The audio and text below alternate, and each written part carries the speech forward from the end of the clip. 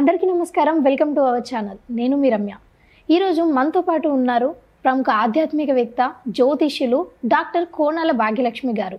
అమ్మగారిని అడిగి మనకున్న సందేహాలన్నీ నివృత్తి చేసుకుందాం. అమ్మగారు నమస్కారం. నమస్తే తల్లి.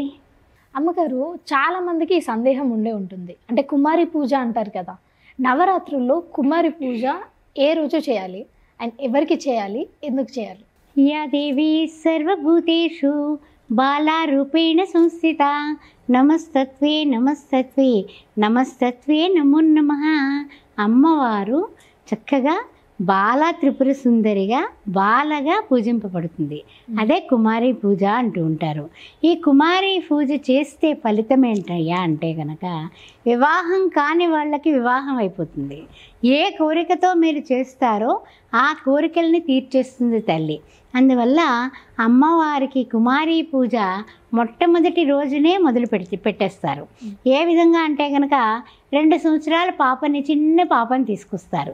ఆ పిల్లకి కాళ్ళకి పసుపు రాసి, కాళ్ళకి గజ్జెలు కట్టి, పొట్టు పెట్టి, చక్కగాని తలలో కూడా కుదిరితే కనుక ఓ పిన్ను పెట్టన్నా పువ్వులు పెట్టి, తర్వాత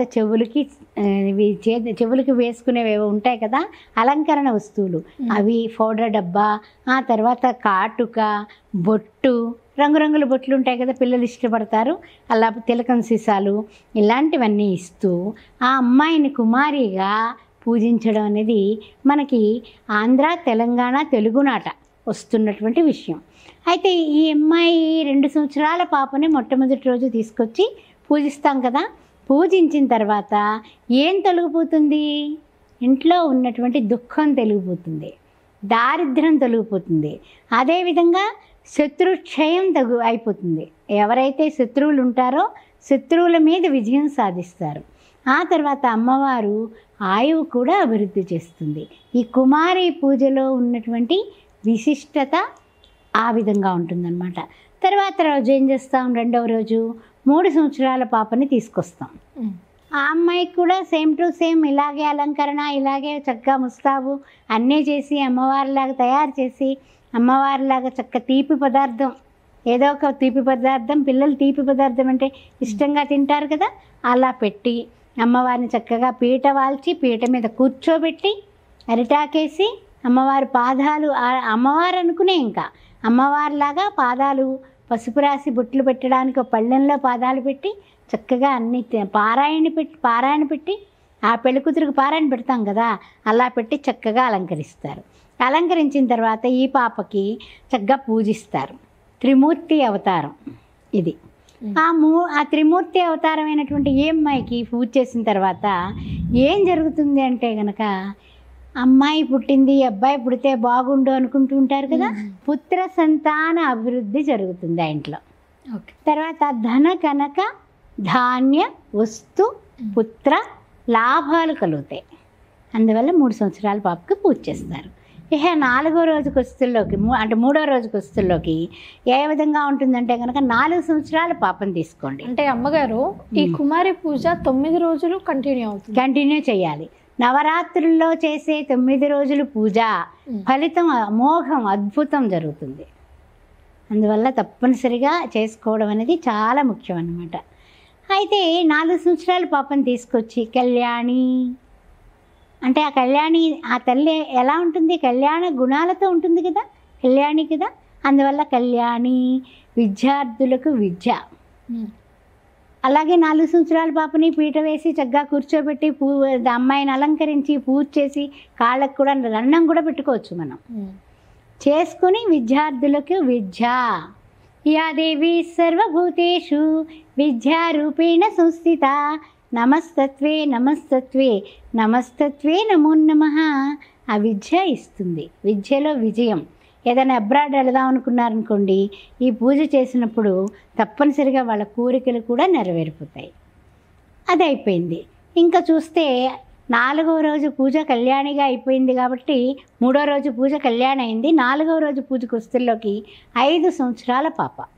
ఈ పాపని కాళిక, అమ్మాయికి పేరేంటి? కాళిక. ఓం కాళికా దేవి నమః అని అమ్మవారి నామాలు చెప్పుకొని పూజించి చక్కగా అమ్మాయికి కూడా పసుపు బొట్టు అన్నీ కూడా ఇచ్చి పాదాలు కడిగి నెత్తి మీద చల్లుకొని ఆ తర్వాత ఏమైనా సరే కొంతమంది బాణామతి, తర్వాత అభిచార పూజలు అంటారు. అంటే ఏమిటి అంటే అవి చేతబళ్ళు అలాంటివన్నీ కూడా చేసిన దృష్టి దోషాలున్నా అవన్నీ తొలగిపోతాయి. ఆ విధంగా అమ్మాయిని పూజించాలి. ప్రతి పిల్లకి కూడా అలంకరణ వస్తువులు ఇవ్వాలి, బట్టలు పెట్టాలి, తీపి పదార్థాన్ని నోట్లో పెట్టి ఆ పిల్లని తినమని అరిటాకు వేసి పెట్టి ఆ పిల్లకి తినిపించి తచిమాది పొట్లం కట్టి అమ్మాయి చేతికిచ్చి ఇంటికి పంపాలి. 9 రోజులు ఇదే అంతే కంటిన్యూ. ఆ తర్వాత చూసినట్లయితే కనుక 5వ రోజుకి వస్తుల్లో 6 ఏళ్ల పిల్ల, రోహిణి అంటాం ఆ పాపని. ఆ రోహిణి అంటే ఎవరు? రోహిణి నక్షత్రంలో ఎవరు పుట్టారు? కష్టములను బాపేటటువంటి శ్రీకృష్ణ పరమాత్మ జన్మించిన రోహిణి నక్షత్రం. అలాంటి రోహిణిగా అమ్మవారిని సకల రోగాలు కూడా అమ్మవారు తీర్చేస్తుంది, సర్వ ఆపదలు కూడా నివారిస్తుంది, సర్వరోగ ప్రశమని, సర్వ ఆపద్ నివారిణి. ఆ విషయాన్ని గుర్తుపెట్టుకుని పూజించాలి. సేమ్ టు సేమ్ ఏ విధంగా చేస్తామో అదే. ఆ తర్వాత 6వ రోజు 7 సంవత్సరాల పాప చండిక అంటాము. చండిక, చండాలిక, చాముండేశ్వరి ఇవన్నీ కూడా అమ్మవారే. చండముండాసుల్ని సంహరించినటువంటి ఆ పాపలో అమ్మవారిని చూసుకుంటూ అమ్మవారిని పూజిస్తే ఏం జరుగుతుందంటే ఐశ్వర్య అభివృద్ధి కలుగుతుంది, ఐశ్వర్యం కలుగుతుంది. అంటే అంత క్రితం ఏదో కొంచెము కటకట్లాడినా ఈ పూజ తర్వాత ఐశ్వర్యం అనేది ప్రాప్తిస్తుంది. వ్యాపారస్తులు ఈ చండికను పూజిస్తే వ్యాపార అభివృద్ధి తప్పక జరుగుతుంది. ఆ తర్వాత 8వ రోజుస్తుల్లోకి శాంభవి అంటారు. ఈ శాంభవిని మనం పూజిస్తే ఏం జరుగుతుందంటే ఈ 8 సంవత్సరాల పాపని కూడా చక్కగా గజ్జెలు కట్టి మంచిగా అలంకరణ చేసి అమ్మవారిలా శాంభవి శారదారాధ్య అమ్మవారు శాంభవిగా ఆరాధించబడుతోంది. అలాంటి తల్లిని మనం పూజిస్తే ఇంట్లో ఉన్నటువంటి శోకం చూడండి, ఎవరో దూరం అయిపోతే ఏడుస్తూ ఉంటారు కొంతమంది, అలాంటి వాళ్ళు కూడా ఈ పూజ చేయడం వల్ల ఆ శోకం నివృత్తి అయిపోతుంది. ఆ తర్వాత దారిద్ర్యం, తర్వాత జనాలు మా షాపుకు రావాలి, జనాలు నన్ను చూసి నా మాట వినాలి, లేకపోతే వశం అవ్వాలి అనుకుంటూ ఉంటారు కదా. కొన్ని వృత్తుల్లో వాళ్ళు ఇప్పుడు లాయర్లు మంచి కేసులు రావాలి ఇలా అనుకుంటారు. డాక్టర్లు కూడా వృత్తిలో నేను మంచి పేరు తెచ్చుకోవాలి, వశమం జనాకర్షణ కలుగుతుంది. ఆ తర్వాత 9వ సంవత్సరాల అమ్మాయి దుర్గా, అది ఎప్పుడు అంటే కనుక 8వ రోజున పూజించాలి. 9 సంవత్సరాల పాపని పూజించాలి. దుర్గా అంటే దుర్గములు నశింపచేసేది. దోం దుమ్ దుర్గాయ నమః, ఓం దుమ్ దుర్గాయ నమః అని మనం పూజించాలి. ఉగ్ర కర్మల్ని సాధించి మోక్షాన్ని, భోగాన్ని, సమస్త సౌఖ్యాల్ని ఇస్తుందమ్మ.